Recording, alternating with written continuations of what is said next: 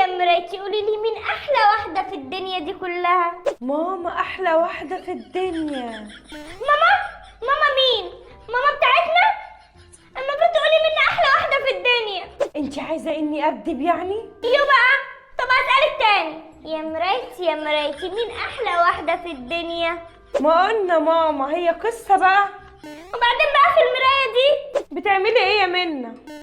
ما بعملش حاجه يا ماما، ببص في المرايه. مش قلنا ان ده غلط وما ينفعش نبص كتير في المرايه؟ ليه يا ماما؟ ايوه، المفروض لما نشوف نفسنا حلوين مش نتباهى ونبص في المرايه. بس هقولك، ربنا قال واما بنعمه ربك فحدث. يلا قولي ورايا: الحمد لله الذي فضلنا على كثير من عباده. الحمد لله الذي فضلنا على كثير من عباده. شطورة يا منى، شطورة شطورة شطورة.